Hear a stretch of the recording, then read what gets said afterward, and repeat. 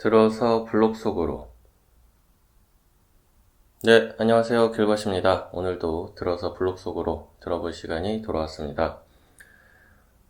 첫 번째 소식은 블록웍스에 따르면 암호화폐 마켓 데이터 플랫폼 코인게코가 최근 보고서를 통해 2023년에는 NFT 거래량이 2022년의 절반에도 미치지 못했고, 거래량은 263억 달러에서 118억 달러로 감소했다고 분석했다고 합니다.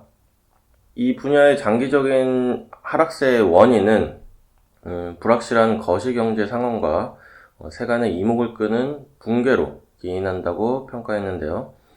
NFT 책임자 로한 한다에 따르면 이러한 문제는 암호화폐 분야의 변동성으로 인해 대중과 투자자의 신뢰가 약화된 결과라고 합니다. 전반적인 대체불가 토큰 시장의 침체는 2021년까지 133억 달러의 가치를 가졌던 오픈시 거래 플랫폼의 불운을 반영하고 있다고 합니다. 듄 애널리틱스 대시보드에 따르면 2021년부터 2022년까지 9개월 동안 연속으로 20억 달러를 기록했던 거래량이 2023년 12월에는 약 1억 7천만 달러에 그쳤다고 하고요. 오픈시는 11월 초에 직원의 50%를 감원하고 그 후로 투자 후원사 중 하나인 코투 매니지먼트 회사 지분을 90%까지 낮추었다고 합니다. 오픈시의 CEO 데빈 핀저는 곧 출시될 오픈시 2.0 제품 업그레이드를 예고했고요. 이달 초 플랫폼은 이메일만 있으면 지갑을 생성할 수 있는 기능을 선보였다고 합니다. NFT 거래는 2023년 말과 2024년에 회복의 씨앗을 보았는데, 이는 비트코인 서수 비문의 확산과 솔라나 생태계에 대한 관심 등이 영향을 미쳤다고 합니다. 여러 소식통에 따르면 대체불가 토큰의 부활은 실제 유용성을 보여주는 기술에 달려있다고 하고요. 게임용 NFT 애플리케이션에 대한 낙관적인 전망도 나타났는데, 블록체인 기반 게임들이 계속 출시되면서 사용자들은 게임 내 캐릭터와 자산을 NFT로 거래할 수 있게 되었습니다. S&P 보고서에 따르면 이 특정 NFT 애플리케이션 시장은 향후 몇 년 안에 수십억 달러 규모로 성장할 것으로 예측된다고 합니다. 네, 이 내용에 대해서는 이제 많은 분들이 공감을 하실 것 같아요. NFT 시장이 이제 지난해 좀 침체기를 심하게 겪었죠. 그것은 이제 아무래도 여기서 언급했듯이 그 대중과 투자자의 신뢰가 이제 약화된 결과로 이제 일어난 것이고요. 그 신뢰가 약화된 원인은 이제 NFT 프로젝트의 어떤 실패, 그 실패 원인은 이제 컨텐츠를 제대로 만들지 못한 그것이겠고요. 여러 가지 이유가 있겠지만 그런 이유로 인해서 NFT 시장이 좀 침체가 됐었고, 실제로 많은 기업의 NFT 프로젝트들과 NFT 업체들이 서비스를 종료하는 그런 상황들이 많이 일어났었죠. 하지만 또 그에 반해 스타벅스라든지 를 비롯해서 여러 가지 NFT 프로젝트들도 많이 늘어났어요, 지난해 말에. 그래서 이제 그동안에 이제 NFT 침체기 때 보여줬던 그런 프로젝트들과는 다르게 실제로 좀 이용할 수 있고, 너무 과하게 프로젝트 규모를 잡지 않고 딱 적정선에서 할 수 있는 그런 부분만 딱 하겠다, 이렇게 하는 프로젝트들이 많이 늘어나서 올 2024년에는 NFT 시장이 조금은 살아나지 않을까, 그렇게 저도 기대해 봅니다. 게임 NFT는 사실 제가 현재로서 알고 있는 게 많이 없기 때문에 어떻게 될 것 같다라고 예측하는 건 좀 어렵습니다만, 게임 NFT도 잘 되면 물론 좋겠죠.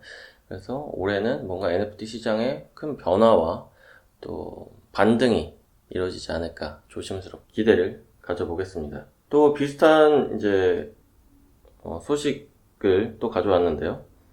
암호화폐 데이터 플랫폼, 이번에도 코인게코입니다. 코인게코가 2024년 이후 등록 토큰의 절반가량이 소멸됐다고 밝혔다고 하는데요. 코인게코는 2014년부터 2만 4천여 개의 토큰이 플랫폼에 등록됐으며 이 중 절반에 달하는 14,039개 토큰이 종말을 맞았다고 밝혔습니다. 코인게코는 30일 동안 거래 활동이 없거나 사기, 스캠이 보고된 경우, 프로젝트 팀이 해산한 경우에 플랫폼에서 코인이 폐기될 수 있다고 설명했다고 하고요. 분석 결과 사라진 코인은 대부분 2020년에서 2021년 강세장에서 등장했다고 합니다. 해당 시기에 등장한 코인이 전체 4만 코인 중 53.6%의 비중을 차지했다고 하네요. 2022년에서 2021년 강세장에서 코인게코에 등록된 코인은 11,000개이며 이 중 70%에 달하는 7,530개 코인이 없어졌다고 합니다. 특히 2021년은 생성 코인 중 5,724개가 사망하며 가장 낮은 생존율을 보였다고도 하네요. 코인게코는 2020년, 2021년 동안 사망 코인이 급증한 이유는 토큰 배포가 쉬워지고 밈코인 인기가 높아졌기 때문이라고 진단했다고 합니다. 2017년에서 2018년 강세장에서도 생성 코인의 70%에 해당하는 3천여 개가 폐기된 것으로 나타났다고 합니다. 2022년은 약 60%의 실패율을 기록하고 있고요. 5,800여 개 상장 코인 중 3,520개가 이미 종말을 맞았다고 합니다. 2023년 상장된 4천여 개 코인 중 사라진 코인은 289개 그쳤고요. 실패율이 10% 미만으로 현저히 낮은 수준을 보이고 있다고 합니다. 네, 여기서 보는 거는 확실히 강세장 때 그냥 토큰 발행 막 아무나 막 다 할 수 있고 ICO 붐이고 ICO 뭐 하기만 하면은 막 대박을 터뜨리던 때에 쉽게 큰 고민 없이 발행된 토큰들은 이제 대부분 다 전멸을 했다라는 건데 생존율이 낮다. 이렇게 그거는 이제 블루킹에서도 계속 언급을 했었죠. 그런 식의 토큰들은 앞으로 사라질 것이다. 그게 이제 거품이 빠지는 것이다. 라고 했었는데 실제로 그런 현상들이 일어났고 좀 긍정적인 요소는 이런 실패율이 점점 낮아지고 있다는 겁니다. 70%에 해당하던 게 2022년엔 60%의 실패율. 물론 큰 차이라고 볼 수 없을 수도 있습니다만 그만큼 어쨌든 줄어들었다는 거 그 자체를 좀 좋게 볼 수 있고 2023년 지난해에는 실패율이 10% 미만 아주 확 줄었죠.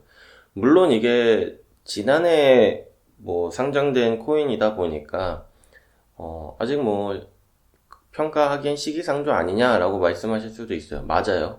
아직은 시기상조일 수 있지만 그럼에도 불구하고 그렇게 빠르게 이제 무너지지는 않았다. 실패하지는 않았다. 왜냐면 토큰 시장이 예전과 지금 좀 비슷하면서도 다른 것이 예전에는 좀 토큰 프로젝트들이 워낙 빠른 속도로 이제 생겨나고 있었기 때문에 내가 프로젝트를 딱 했을 때 빠른 시간 안에 반응을 얻지 못하면 살아남기가 힘들었어요. 왜냐면 바로바로 묻혀버리니까 이렇게 호재를 빨리 만들지 못하면 그렇기 때문에 이제 빠른 시간 안에 뭐 그 승부를 봐야 했다면 요즘에는 좀 다른 의미예요.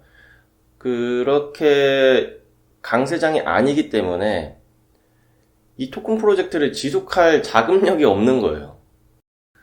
그래서 빠르게 승부를 봐야 하고 그렇지 않으면 이제 프로젝트를 유지할 수 없다는 사실은 그 예전 강세장과 지금이 똑같지만 지금은 이제 다른 의미로 빠르게 승부를 봐야 된다는 점에서 뭐 좀 차이점이 있는 것 같아요. 어쨌든 이런 걸 봤을 때 1년 동안 이렇게 상장된 그 토큰이 없어지지 않고 살아남았다는 건 충분히 앞으로도 그 가능성이 있다, 살아남을 가능성이 있다라고 볼 수 있지 않나 이렇게 생각을 해봅니다.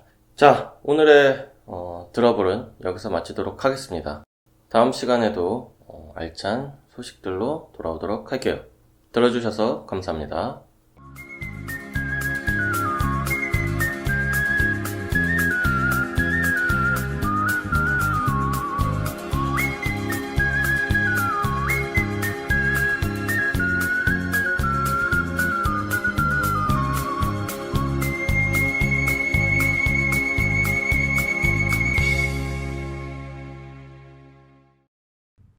네, 블록체인 정보통 블로킹 334화. 오늘도 체스님, 기린님 나와 계십니다. 안녕하세요. 안녕하세요.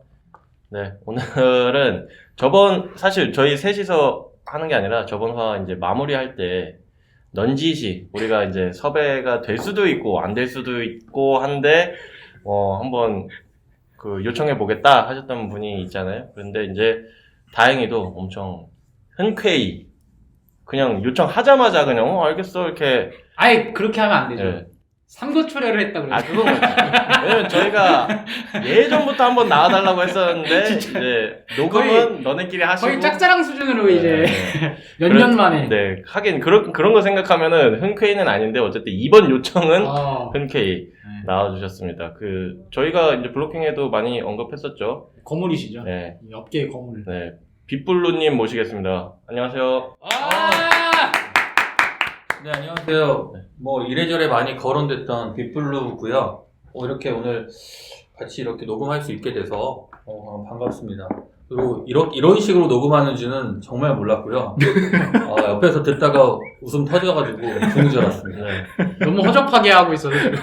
예전에 빗블루님도 하셨었잖아요. 팟캐스트를 잠깐이지만. 그래서 저희 채널에서도 한번 언급한 적이 있었는데, 그때는 빗블루님은 하실 때 이제 장비 제대로 갖춰놓고 스튜디오에서 녹음을 스튜디오에서 하셨으니까 이 꼴을 보면서 아니 꼴이라니 이게 그래도 장비가 고가의 장비예요. 아니 왜냐면 근데 공간도 좋고 심지어 이 공간도 빗블루님이 제공해 주셨잖아요. 그러니까 저희가 초대를 한 게 아니라 저희가 빗블루님을 섭외를 하고 공간도 좀 이게 그러니까 빌부터 녹음한 시스템이죠 이게. 네. 이런 게 바로 이제 유목민 네. 그 시스템이잖아요. 그래서 아무튼 열악하지만 또 이제 귀한 분 모셨으니까 한번 얘기 잘 나눠보면 될 것 같은데, 이제 하시는 일에 대해서 조금 이제 간략하게 소개해 주시면 좋을 것 같아요. 저는 지금 웹3 쪽 회사를 창업해서 한 1년 정도에 지난 상태고요.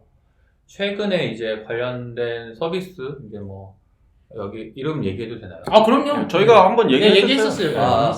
저희 알트타운이라고 버추얼 셀러들의 이제 같이 성장을 돕는 그런 서비스를 최근에 베타로 오픈을 해서 한 3주차 정도 운영해 가고 있습니다. 근데 이래저래 반응도 뜨겁기도 하고, 긍정적인 피드백들을 좀 많이 주셔가지고, 재미있게 일단 진행 중이고, 또 아울러서 정식 서비스에 대한 부분도 지금 기획 들어가고 있어서, 많은 기대감들이 좀 있기도 하고, 재미있게 하고 있습니다.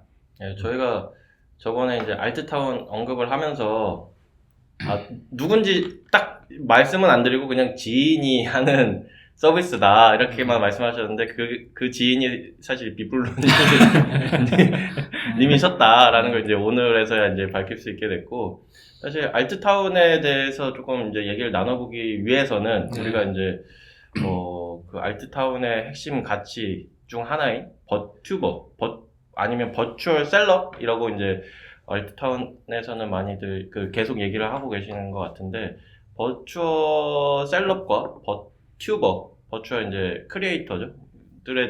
그 시장에 대해서 한번 얘기를 나눠 보면서 자연스럽게 이제 그 서비스에 대해서 얘기를 해보는 게 좋을 것 같아요. 네. 그래서 우리가 좀 이 관련 자료를 빗블루님한테 먼저 이렇게 받아서 봤잖아요.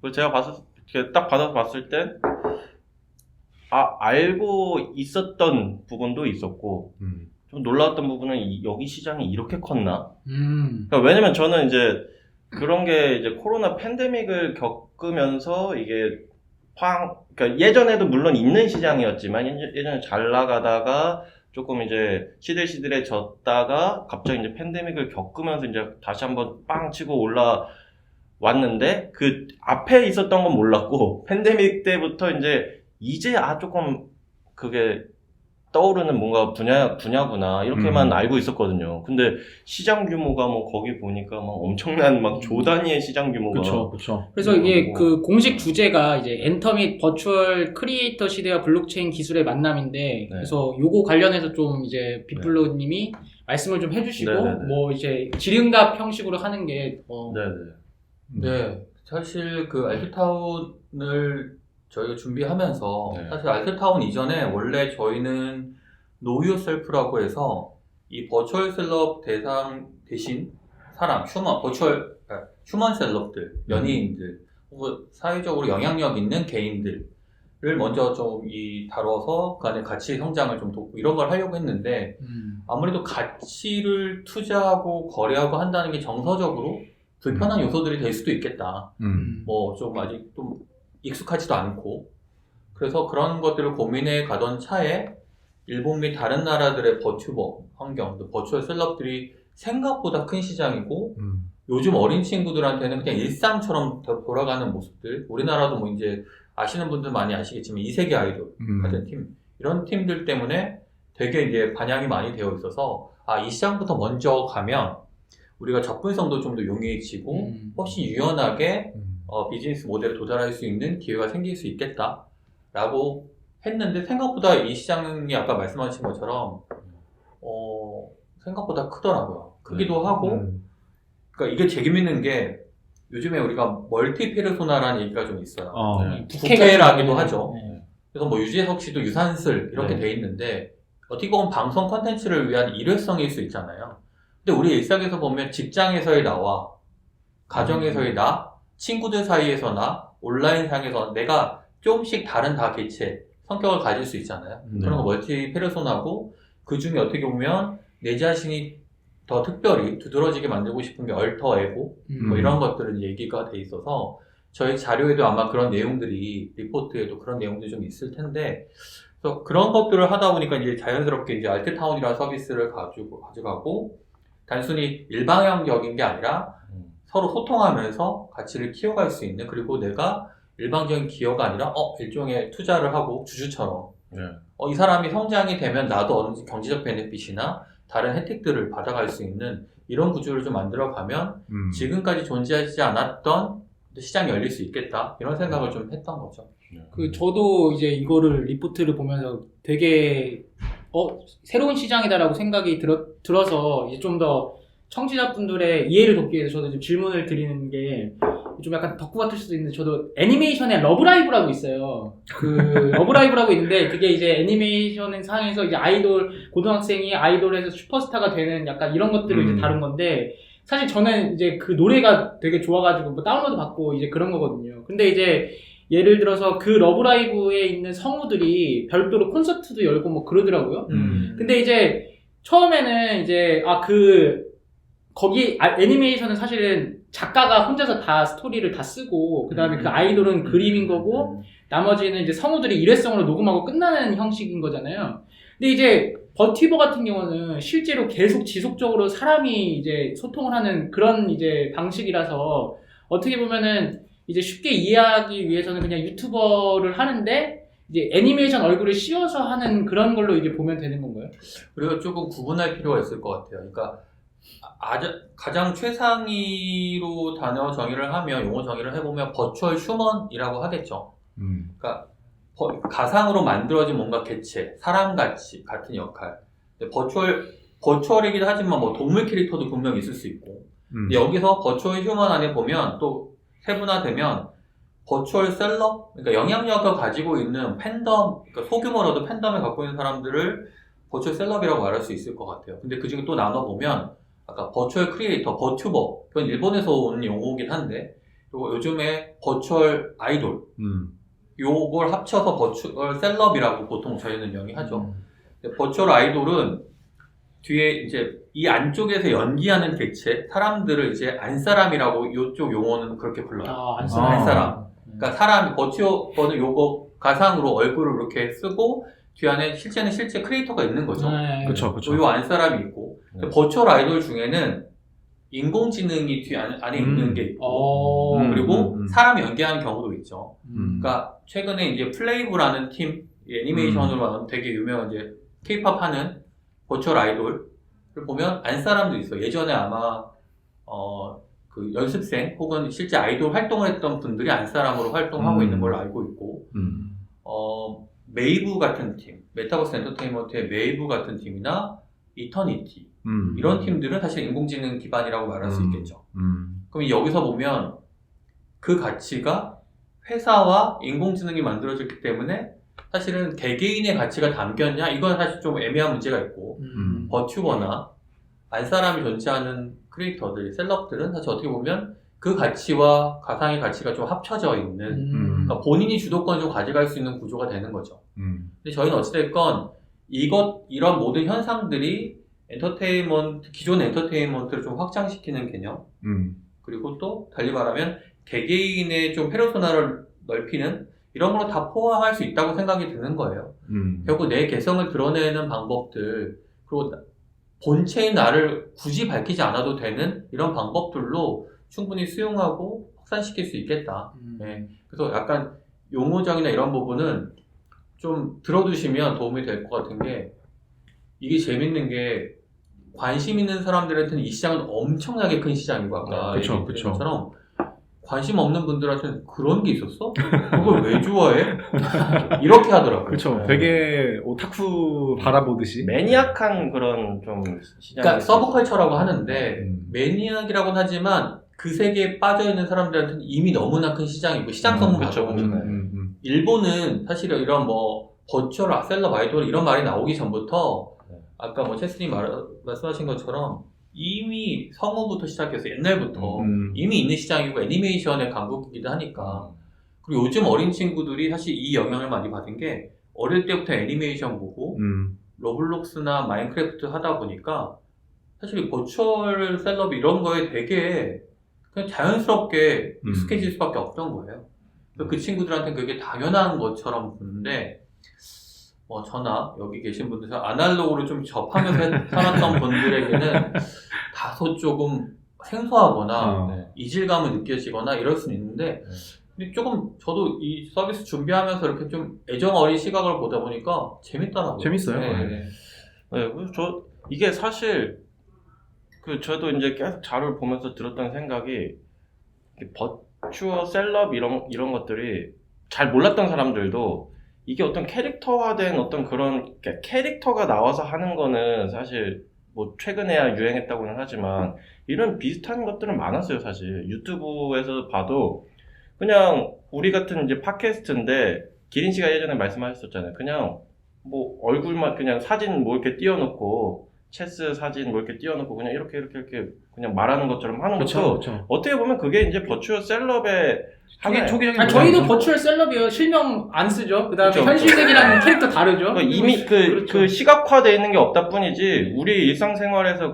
이런 어떤 멀티 페르소나 사례들은 이미 우리 아까 많이 접하고 있었고 왜냐면 저는 공감이 되는 게 예전에 저희 팟캐스트 잘 듣고 있다고 그래가지고 실제로 만난 사람이 있어요. 그런데 이런 분이셨구나. 뭘 의미하겠어요? 방송에서의 저와 실제로는 괴리감이 있다. 약간 이제 그런 사실 톤이 약간 좋은 톤은 아닌 것 같은데. 네, 그러니까 어찌됐든 간에 저는 어떻게 보면 빗블루님과 우리의 인연도 우리의 이 페르소나를 보고 빗블루님이 그렇죠. 이렇게 그렇죠. 네, 그렇죠. 근데 좀 다른 건 여기 시각화되는 캐릭터가 보이진 않았잖아요. 그러니까 음성으로만 듣다 보니까 궁금증은 더 있었어. 궁금증은 쏟지는 마시고 궁금증은 더 있어서 사실은 뭐 만나서 더 좋은 케이스가 된 거죠. 저희도 어떻게 보면 인연을 맺은 지가 꽤 오래됐고 처음엔 깍듯하게 서로 존대 막 우리 방송에 막 존대하고 하다가 술자리에서 이제 좀 말 좀 내려놓으시죠. 이렇게 이제 된 건데 그래서 근데 아직도 저도 마찬가지로 빌보님 얘기처럼 버추얼 셀러, 버추얼 휴먼 뭐 이런 것들이 꼭 캐릭터가 뭔가 동적으로 움직여야지만 가능한 건 아닌 것 같아요. 지금도 트위터에 이미지 하나만 걸어놓고 네. 자기 세계관, 자기는 우주에서 텍스트 가능한 화성에서 누구누구인데, 그러니까 세계관을, 그러니까 처음에는 이해가 안 가는데 계속 얘기하는 거를 일종의 구독처럼 쭉 보다 보면 그냥 그 이야기 구조를 느껴요. 그리고 어떤 분은 향아치라는, 제가 알고 있는 버추얼 셀럽 중에 향아치, 그분은 이제 동적으로 움직이긴 하지만 조선시대 관료의 세계관을 만들어서 네. 주로 트위치에서 활동을 많이 하셨는데, 그러니까 그러니까 뭐 일기예보 이런 얘기를 한다거나 뭐든 해도 조선시대 그 사극톤 이런 투로 얘기하다 보니까 처음에는 어이가 없었는데 나중에 재밌어지는 느낌? 그래서 저는 뭐 캐릭터가 동적으로 움직이지 않더라도 충분히 공감할 만한, 아니면 그냥 매력 있는 뭔가 세계 스토리텔링이 되는 구조로 지속적으로 유지만 된다면 그것도 하나의 버추얼 셀럽군 그렇죠. 될 것 같다는 생각이 들어요. 결국에는 이제 뭐 캐릭터가 좋아서 들어왔다지만 뭐 그 안에 담긴 컨텐츠가 마음에 들지 않으면은 그 캐릭터만 놓고 그 버추얼 셀럽이나 휴먼을 계속 좋아하지는 않을 거거든요. 그렇죠. 결국에는 무슨 컨텐츠를 갖고 있느냐, 그게 저는 그 핵심 요소라고 생각이 드는 게, 버추얼, 이게 어쨌든 페르소나 이 컨셉이 좋은 쪽으로 풀릴 수도 있지만 안 좋은 쪽으로도 풀릴 수가 있어요. 그게 이제 익명성 문제가 많이 있잖아요. 그러니까 사실 뭐 이슈 유튜버들 막 그런 사람들 보면은 똑같아요. 얼굴에 뭐 뒤집어 쓰고 있고 뭐 이걸 쓰고 있다거나. 왜냐면은 이제 얼굴이 공개가 되면은 안 되니까. 그래서 막 본인들도 얘기를 하는 게, 얼굴만 가리면 고소를 못 해. 어떻게 특정할 건데. 막 이러면서 그렇게 가리고 막 신나게 이러는 거예요. 근데 똑같은 버추얼, 그 사람들도 버추얼 휴먼이에요, 어떻게 보면. 근데 어떻게 보면 그냥 맞죠. 근데 그런데 이쪽으로 가는 거는 굉장히 비난을 받는 반면에 좀 양지, 좀 이렇게 긍정적인 컨텐츠를 생산하는 그런 버추얼 유튜버들 사람들이 너무 그런 익명성 문제를 제기하지 않고 그냥 열렬하게 그냥 사랑해 준단 말이죠. 새로운 하나의 인격체로 받아들이는 것 같아요. 그럼 요즘은. 팽수, 네. 그 다음에 이제 김계란 씨 있잖아요. 그 헬스 유튜버. 이런 분들도 버추얼 셀럽이라 할 수 있나요? 왜냐면 김계란 님도 절대 얼굴 공개 안 하잖아요. 이 수영 이렇게 하고. 맞아요. 그러니까 본인의 본캐를 드러내지 않고 부캐로 활동하는 거잖아요. 사실 근데 그게, 그러니까 여기서 말하는 버추얼은 꼭 마치 그러니까 애니메이션처럼 이렇게 3D로 뭔가 그리고 하지 않더라도 저는 그것도 다 가상인 거라고 생각해요. 그러니까 버추얼이라는 개념이 피지컬하게 좀 연결돼서 확장되는 개념으로 보시면 될 것 같고, 우리 방송에서도 되게 많은 부캐들이 활동하고 계시잖아요. 그렇다면 이미 공공연에 드러나서 그렇지만 가수 김장훈 님도 푸트는이라는 개념으로 활동하고 계신데, 사실은 김장훈 님 입장에서는 한 번도 본인이 그 캐릭터와 동일시라고 얘기하지 않으세요. 그래서 정치적 지주라고 얘기하고, 근데 다른 모든 사람들이 인정하고 있고, 굳이. 그리고 최근에는 아이돌 회사들은, 버추얼 아이돌 회사들은 안 사람에 대해서 알려고 하는 부분에서 기업 비밀로 막 잡아놓기도 하고 계시더라고요. 그러니까 옛날에, 너무 옛날 얘기지만 사이버 가수 아담. 왜 공감하면 안 되는데. 근데 이게 저도 몰랐지만 어릴 때는 나중에 듣고 보니 그 안에 계셨던 분, 연결했던 분은 너무 힘들었다고 하시더라고요. 자기를 드러내지 못하고 아담만 기억하고 그걸로 쭉 계속 활동이 잘 돼서 뭔가 됐으면 모르겠는데, 자기는 기회가 없다는 거지. 실질적으로 자기가 뭘 할 수 있는 뭐 기간도 많이 오래 한 것도 아니었고. 근데 요즘은 그런 거에 대한 존중하는 어떤 분위기, 문화가 좀 형성이 돼서 훨씬 나아지는 것 같아요. 네. 제가 채스님이 팽수 김계란 말씀하셔서 스스로 이렇게 혼자 생각을 해봤는데, 버추얼 휴먼이라고 정의 내릴 수 있는 사람들은 내가 이 어떤 이런 매체를 통해서만 볼 수 있어야 돼. 진짜 그 김계란이나 팽수님이 일상생활을 그렇게 하시면 그거는 버추얼 휴먼이 아닌데, 미디어로 비춰질 때만 딱 그 모습이잖아요. 그러면 이제 그건 버추얼 휴먼인 거죠. 그러니까. 휴먼이라고 저는. 그러니까 그러면은 사실은 팽수 사례를 보면은 꼭 막 애니메이션 그게 아니더라도 우리가 이미 소비를 하고 있는 거잖아요. 그렇죠. 근데 이제 여기서 또 궁금한 거는 아까 가치 투자라고 말씀하셨잖아요. 그 가치 투자라는 게 조금 모호할 수가 있는 게 보통 이제 이런 유튜버나 이런 분들이 있으면은 후원은 많이 하잖아요. 그러니까 저 사람이 좋아. 그래서 그거는 이제 투자라고 보기에는 그냥 원웨이로 이제 그 뭔가를 이제 드리는 거죠. 뭐 펭수도 뭔가 구매를 하거나. 근데 이제 투자라고 한다면은 이제 그 반대급부가 있잖아요. 그래서 이제 그 가치를 투자한다라고 하는 게 저 셀럽한테는 어떻게 가고 이제 뭐 제가 만약에 이게 하면은 뭐 그게 돌아오는 구조인 건지 그게 조금 궁금해요. 지금 베타에서는 저희 이제 알타운 베타에서는 이제 키라고 하는 무료 포인트를 기반으로 어떻게 보면 재미있게 뭐 이런 서비스를 체험해보는 이런 형태라서 크게 뭐 결제나 뭐 리워드에 대한 부분이 실질적으로 체감이 되진 않지만 정식 서비스에서는 사실 그 무료라고 하는 포인트 개념이 실적으로 내가 구매를 통해서 이루어지게 되는 거고, 그러니까 서비스 자체는 수수료를 빼고 나머지 영역은 사실 셀러백이 돌아가는 구조가 되는 거죠. 근데 그게 어떻게 보면 일종의 투자금처럼 그런 효과가 돼서 이 사람의 가치가 올라간다는 걸 소위 말하는 그 사람의 키의 가격이라는 것들, 가치가 상승이 되는 거고, 내가 가졌던 거에서 차익, 수익 같은 것들이 발생할 수 있는 부분이 있죠. 근데 단순히 그러면 일종의 투기성 이런 것들 보일 수 있는데, 이 사람이 이렇게 초기에 이 사람이 이제 어떤 기준으로 본인의 DNA라고 하는 본인의 가치를 분배한 조각을 내는 것들을 발행하는 내용들이 스코어라는 개념으로 본인이 이미 뭐 유튜브, 트위치, 뭐 다양하게 활동을 하고 계시잖아요. 그렇죠. 뭐 버추얼이지만 가수 활동을 한다면 음반 판매량, 차트 이런 게 있을 거잖아요. 그런 외부의 데이터를 가져와서 사실 저희 이제 알고리즘으로 분석을 해서 스코어를 매기고. 근데 사실 찐팬들 입장에서는 그 스코어가 높으면 좋겠지만 높지 않더라도 나는 기꺼이 어차피 이거 없어도 나는 음반을 사주고 공연을 봐주고 뭐 기껏 했었잖아요. 그렇죠. 뭐 후원을 하고. 근데 그게 크게 상관없지만 시장을 좀 더 확대시킬 수 있는 투자를 전문으로 하시는 분들 입장에서는 그 스코어가 되게 중요한 거고. 아까 그 길버님 얘기 중에 이게 오히려 공공연하게 만드는 거예요.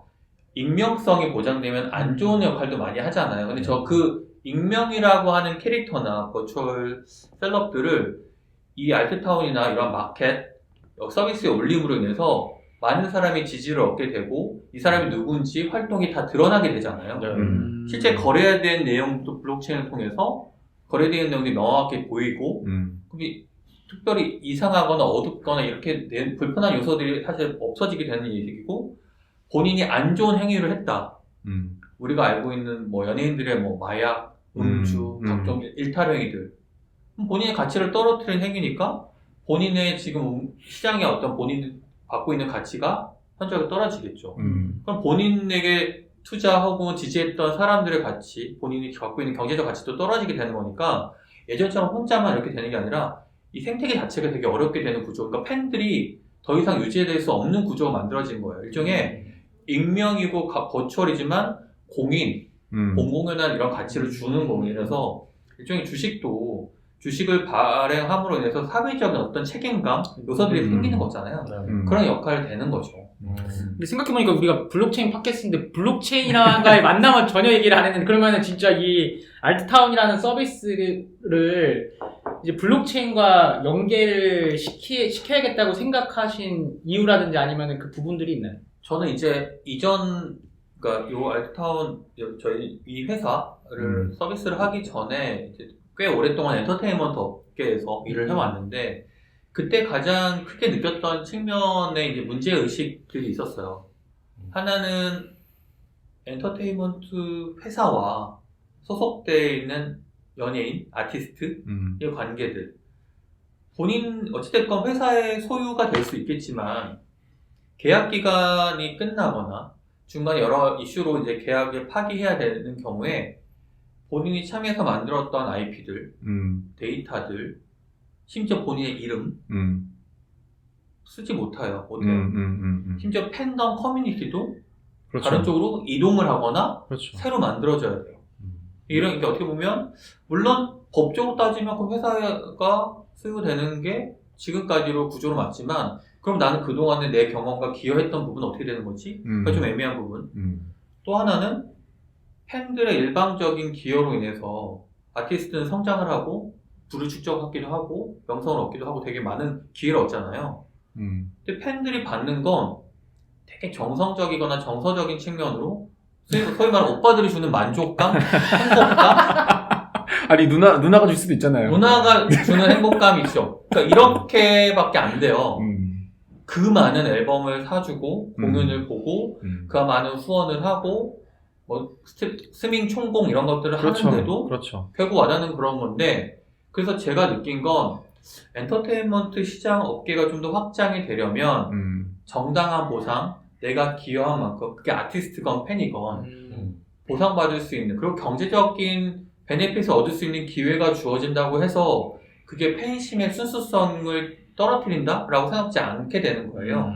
그럴 때 가장 좋은 툴이 블록체인이라고 생각을 했던 거고, 물론 우리는 그간에 이제 블록체인이 10년 넘게 왔지만 제대로 블록체인을 활용할 수 있는 방법들이 사실 나오지 않았었어요. 그러니까 성능이나 여러 가지가 떨어지는 측면도 있었고, 다양한 시도나 이런 것들을 하려고 했는데 업계의 신뢰도는 바닥을 치게 만드는 여러 요인들이 있잖아요. 잘 아시는 NFT 신의 여러 가지 이슈들, 코인이라고 불렸던 신의 여러 가지 이슈들로 인해서 뭐 그걸로 감옥에 가 계신 분도 있고 되게 많은 문제들이 발생을 해서. 분이라고 표현하면 안 돼. 가 계신 놈.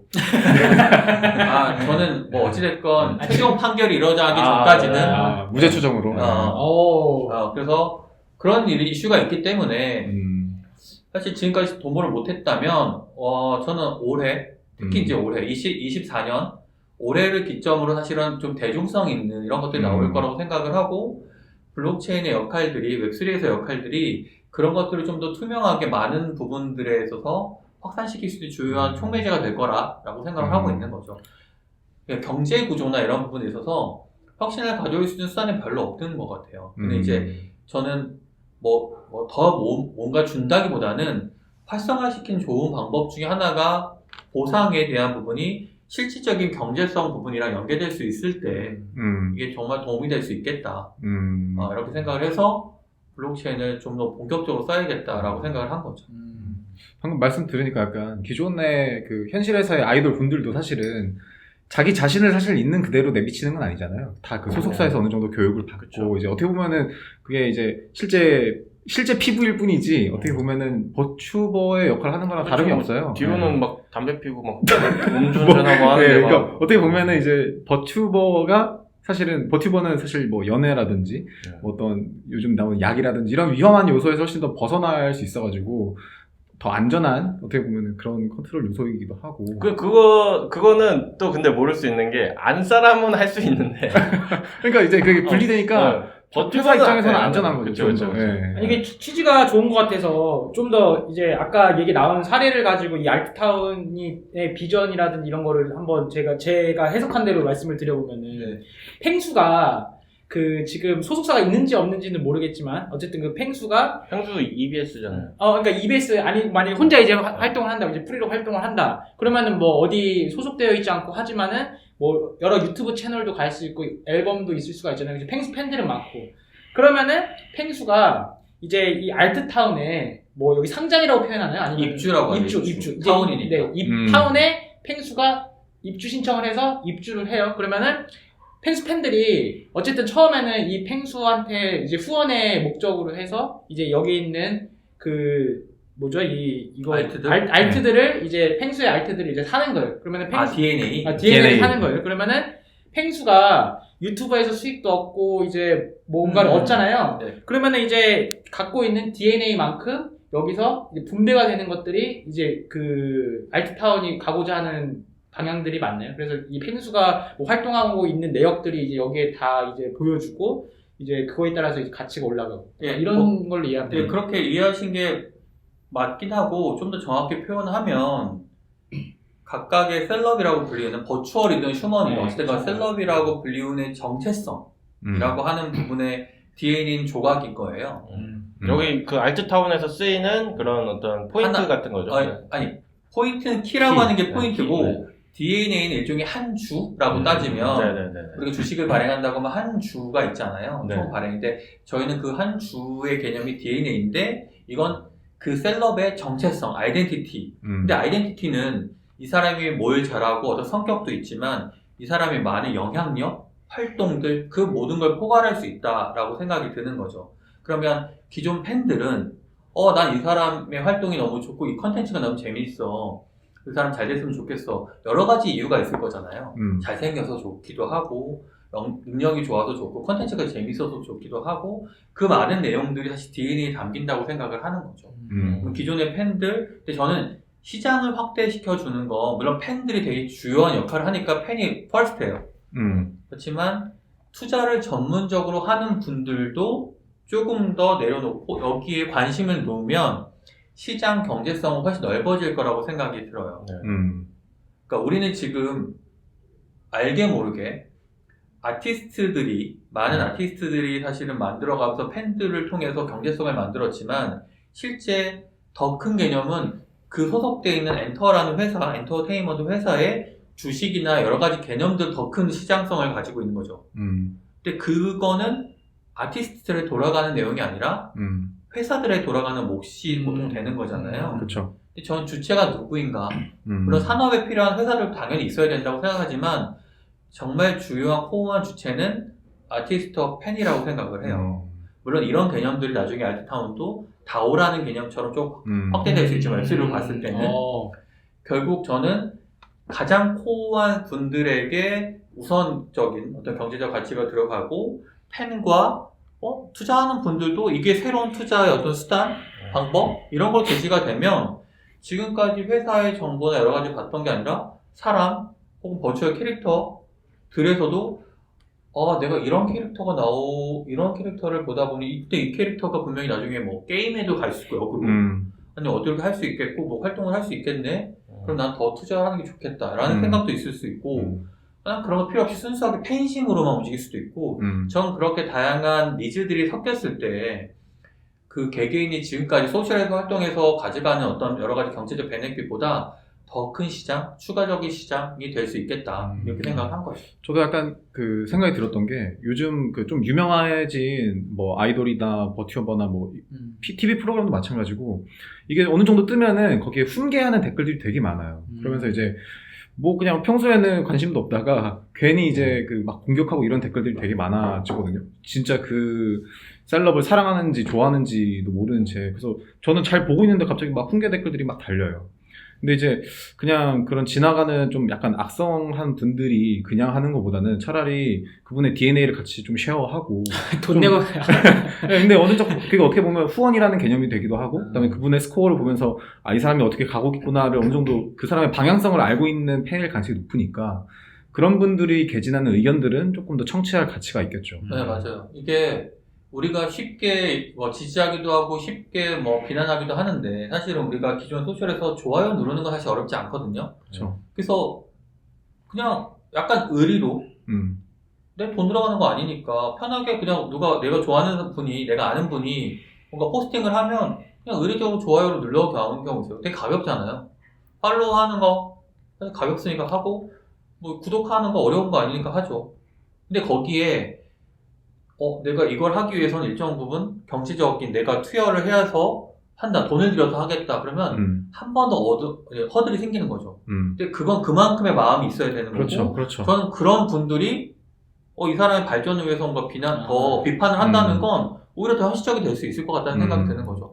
그러니까 돈을 내면서까지 욕을 하려면 아니 그건 충분히 그 정도의 전 가치가 있다고 생각해요. 애정이 있어야 돼. 애정이 있어야 돼. 아니 그럴 수도 있죠. 근데 나 돈 많아. 나 욕이나 한번 할게. 그래서 왕천 산 다음에 욕하고 팔아. 이럴 수도 있잖아요. 아니 그러니까 비난은 안 되지. 비판은 그러면은 옆에 댓글 달 때 그 옆에 여기 지분율이 있겠네요. 그렇죠. 네. 근데 이게 제가 계속 우리가 얘기하면서 이제 느꼈던 게 참 알트타운은 그런 어떤 용어 같은 것들을 스토리에 잘 녹였다 이 생각이 드는 게 뭐 DNA, 그러니까 뭐 타운이니까 입주 뭐 이렇게 하고 물론 이제 주식이나 뭐 코인 거래소 이런 데들에 익숙한 사람들은 이거를 좀 헷갈려 하실 수도 있어요. 처음에는 왜냐면 이제 익숙치 않으니까. 근데 이제 만약에 그냥 무작정 아무런 스토리나 이런 거 스토리라인 없이 그냥 용어를 이걸 쓰세요라고 하면은 헷갈리는데 아까 말씀하셨듯이 여기는 타운이니까 입주의 개념으로 생각하시면 된다. 이렇게 하니까 이해가 확 되고, 타운, 집, 그러니까 포인트는 키. 그러니까 그러니까 디테일들이 다 키이고 뭐 이게 그 타운이니까 그 집 키일 수도 있고 블록체인이니까 그 개인 키나 공용 키라고 생각을 할 수도 있는 거고. 네. 많이 연구하셨는데 그래서 지금 수익률 어떻게 되세요?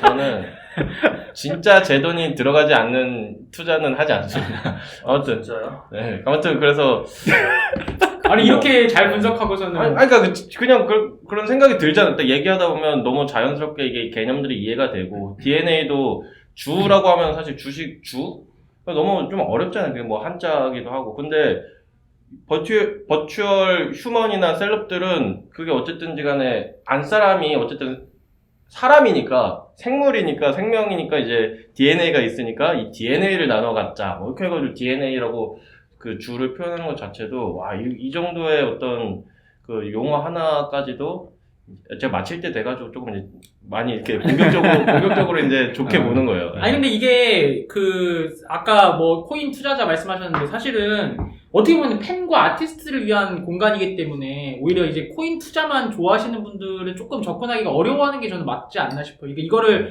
너무 좋아 보이고 그래서 저는 실제로 제가 산 여기 샀다 그러면 안 되지. 이분들 유튜브라든지 이거는 제가 다 들어가 봤어요. 그 컨텐츠도 보고. 그래서 지금 현재 제 수익률은 6.7%. 이렇게. 역전당했네. 네. 6.7%고요. 대장주 작전으로 지금 가고 계신 거 아니에요? 아니 근데 지금 솔직히 빅블루님도 이거 하고 계세요? 저 11.4%. 몰빵하셨어요? 오늘 새로 신규 입주한 친구라서 이게 약간 신규 입주 효과가 있더라고요.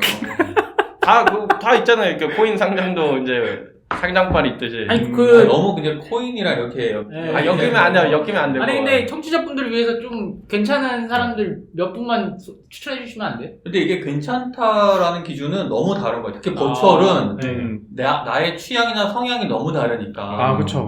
그리고 각각의 세계관이나 컨셉이 너무 달라서 사실 가능하면 저는 거기 운영하시는 여러 가지 채널 있잖아요. 유튜브 뭐 아니면 인스타 채널들을 보시면 나한테 좀 버추얼은 그냥 어렵고 이상한 거 서브컬처라기보다는 나한테 맞는 분이 있는 거예요. 그러니까 우리가 특정 가수의 노래가 너무 나한테 와닿는 것처럼 이 버추얼 캐릭터들도 나한테 맞는 캐릭터들 좀 있는 것 같아요.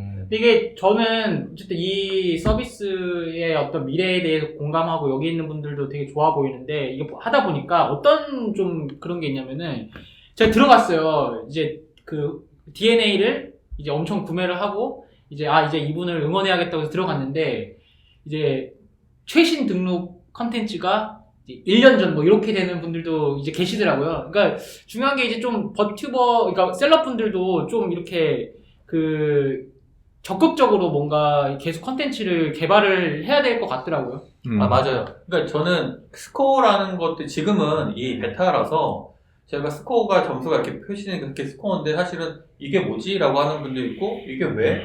지금 크게 이 안에서 동작되는 개념이 안 보여요. 근데 이제 정식 서비스에서는 그 스코어라는 개념이 그런 활동 지수거든, 결국. 그러니까 그리고 그 활동 지수의 또 가치라는 것도 다른 게 누구는 여러 채널 중에 유튜브를 강하게 하시는 분이 있고 이제 뭐 치치직이나 새로 나온 채널 있잖아요. 어떤 분은 거기서 또 잘 하시는 분이 있을 거고 트위터가 메인이신 분도 있고 심지어 제페토가 메인이신 분도 있어요.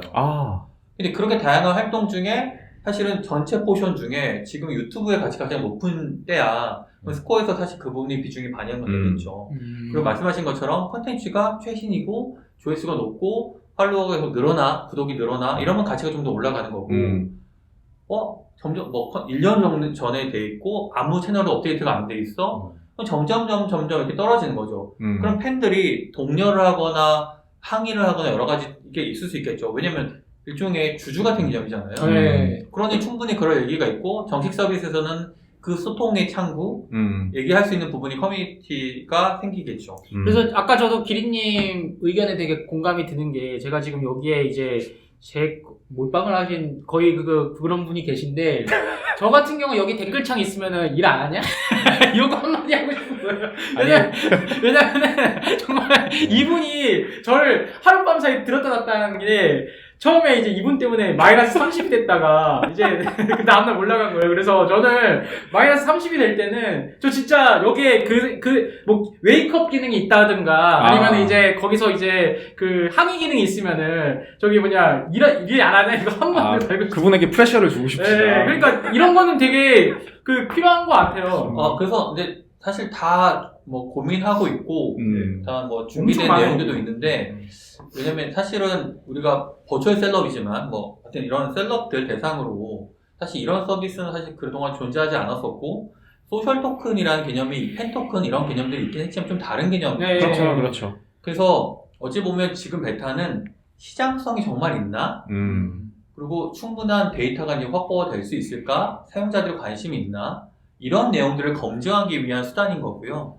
한국 테스트가 좀 마무리되면 일본 테스트가 준비되어 있고 그리고 일본 테스트가 좀 정리될 때쯤에 정식 서비스가 나오는 이런 스탠스로 좀 가게 돼요. 그래서 일본 훨씬 큰 시장이니까. 그래서 정식 서비스는 이렇게 국가별 차이하지 않고 글로벌로 가는데 전 세계에서 버추얼 셀럽들은 주로 아시아권에 많아요.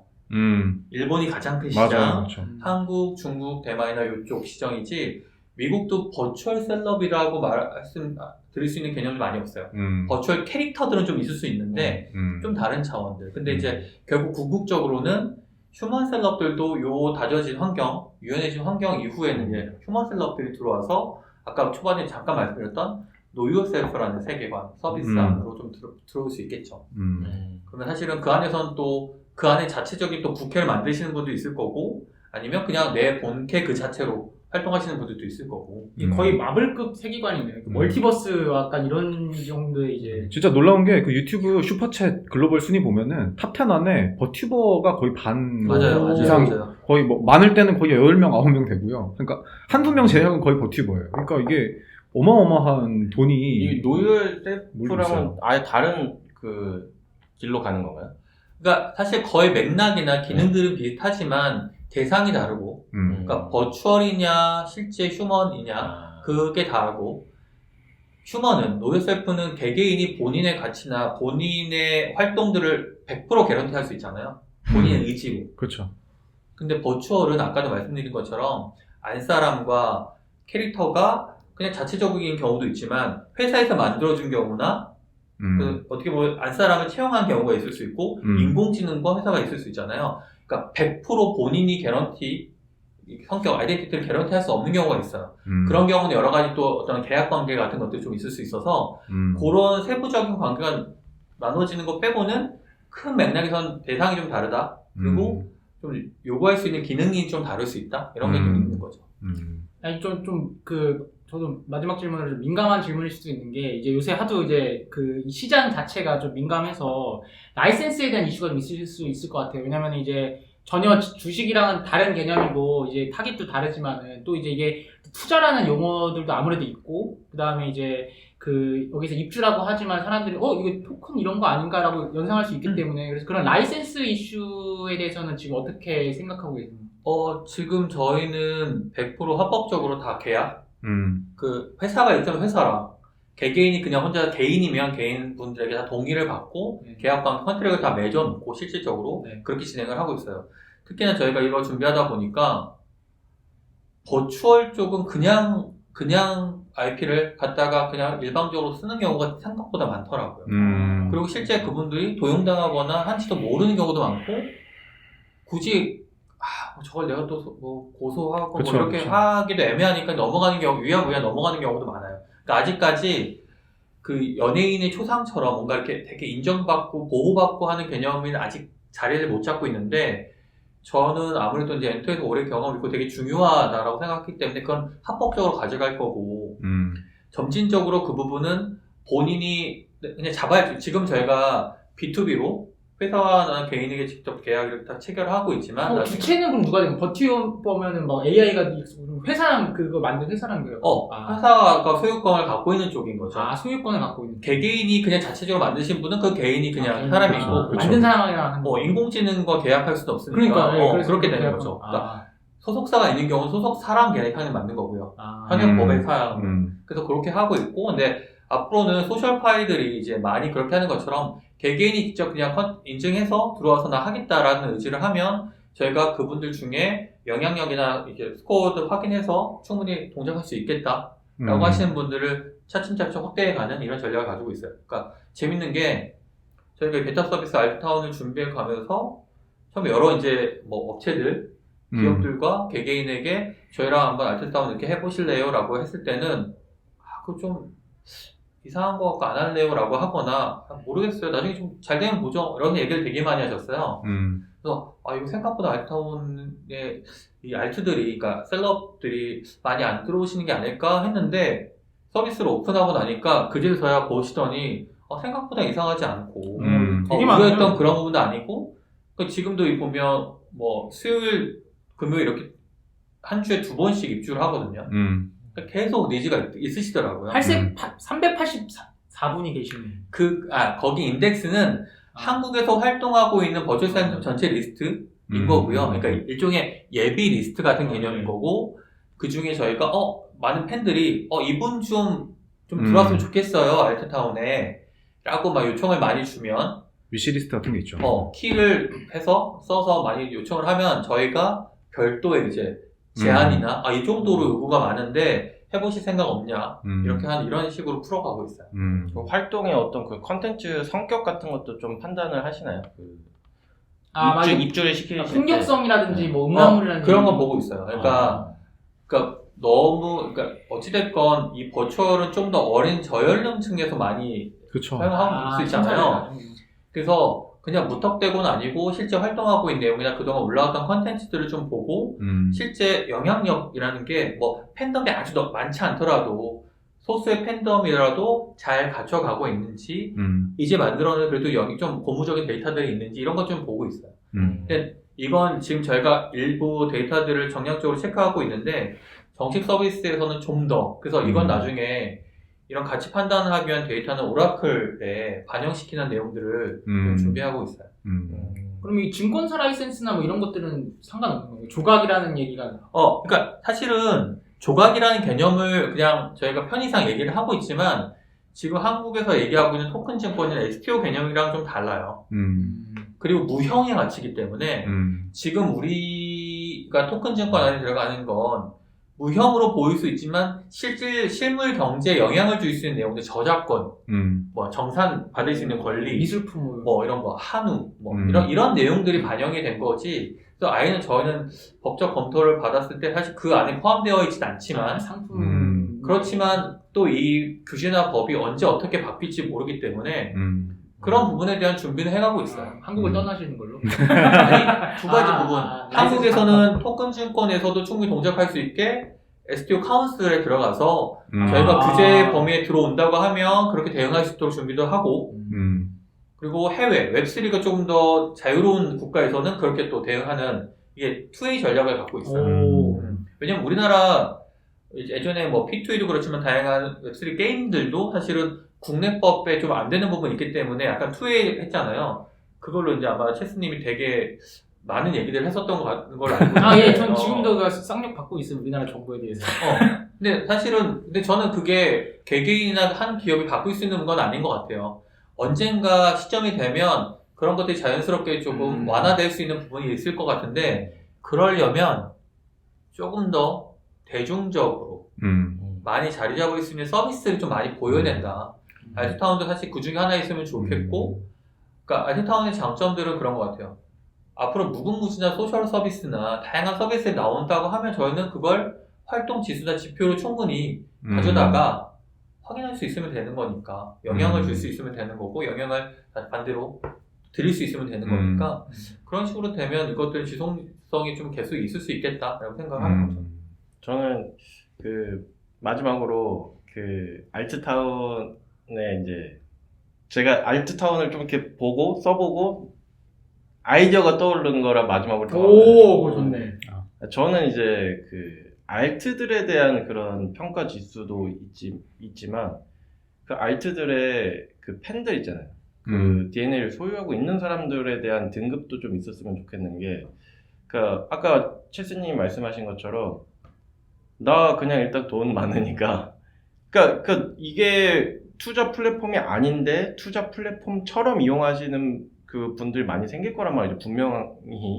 그런 사람들은 사실 이 버추어 셀럽이나 휴먼에게 마냥 긍정적인 팬이라고는 볼 수 없어요. 왜냐면 이제 내 가치가 높았을 때는 팬이지만 떨어지면 언제든 나갈 수 있는 그러니까 옛날에 스팀잇의 고래분들이 그런 분들이 유입이 될 거란 말이죠. 알트타운이 잘 되면 충분히 그럴 확률이 있는데 그런 사람들을 뭔가 조금 필터링 할 수 있는 무작정 걸르자는 게 아니라 이런 팬들이 요만큼 있고 너의 찐팬들 이를테면 뭐 유튜브를 치면 유튜브 구독자인 거를 가져와가지고 그 데이터를 가져올 수만 있다면 가져와서 이 팬은 진짜 이 사람의 구독자이면서 DNA를 갖고 있는 사람이다라는 거를 어떤 이렇게 표시를 해준다면 버튜버 입장에서도 나의 찐팬은 이 정도고 나에게 진짜 경제적으로 투자하고 싶어 하는 그런 투자자들은 이만큼이구나. 그런 것도 좋은. 그걸 버튜버 그 버추얼 셀럽들이 그걸 알게 된다면 본인 활동에 좀 더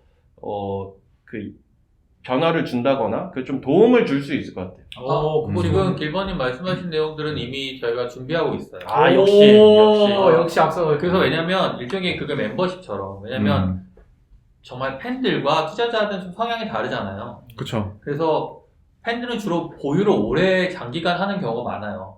근데 사실 그렇다면 팬들만 있으면 소위 말하는 거래가 핑퐁이 이루어지지 않을 경우가 많죠. 그쵸. 다만 가지고 있는 분들이 그들에게는 사실 일종의 나랑 그러니까 이 커뮤니티에서 뭔가 활동할 수 있는 내용, 제공할 수 있는 내용들이 좀 다를 수 있고 이분들은 어떤 성향이 있냐면 가치가 떨어졌을 때 투자자는 손절하고 빠지겠죠. 근데 팬들은 이럴 때일수록 우리 오빠, 우리 누나 지켜줘야 돼 라고 해서 지지해주거나 더 버텨주는 경우가 있는 거예요. 그러니까 그쵸. 일반 우리가 알고 있는 경제적인 구매의 주식과 좀 달라요. 그러니까 경제적 베네핏만 얻으면 땡인 게 아닌 거죠. 그쵸. 지지와 사랑이 반영되어 있기 때문에 그러니까 투자자는 떠나도 결국 남는 건 팬일 수 있는 그런 내용들에 대한 부분을 멤버십 형태로 움직일 수 있고 물론 이제 이건 또 소셜이나 활동하고 있는 내용들에서 인증이나 이런 체계들이 자리 잡혀있는 시스템으로 활용될 수 있는 건데 가능한 부분은 그렇게 해서 투웨이 체크를 해가지고 거기 이 커뮤니티 안에서 등급이나 뭐 일종의 기여도 이런 측면으로 좀 포괄할 수 있는 이런 걸 좀 생각은 하고 있어요. 근데 고래가 이제 이런 플랫폼에 많아야지 사실 수익이 많이 나잖아요.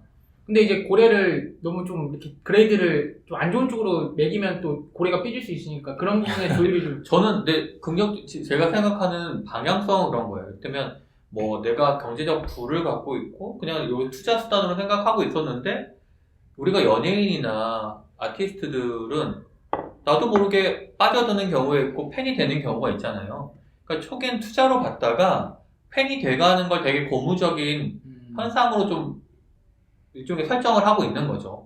물론 그렇지 않은 경우도 되게 대다수일 텐데 저는 지금도 요즘 보면 이제 K-팝 ETF 이런 것들도 나오는 것처럼 그쵸. 그냥 단순히 엔터테인먼트 되게 치부해버리고 뭐 별거 아닌 것처럼 봤지만 경제에 되게 주요한 지표나 영향을 주는 것처럼 알트타운이나 이런 서비스들도 사실 그렇게 가능한 구조가 돼가는 것들 그리고 그게 웹3에 되게 중요한 기여나 일조를 하는 거.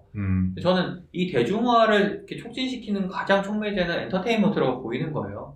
가벼운 수단부터 퍼니한 부분부터 우리가 이렇게 일상에 들어오기 시작하면 투자든 팬심이든 사실 자연스럽게 뒤섞이게 되는 거. 그러니까 구분하지 않고, 그러니까 물론 그 안에는 당연 내가 충분히 이 기여한 만큼 뭔가 받을 수 있는 이런 장치들을 마련하겠지만 처음부터 너는 너고, 넌 투자자니까, 너는 팬이니까 이렇게 가르지 않게 하는 게 저희 궁극적인 어떤 지향점이라고 보시면 될 것 같아요.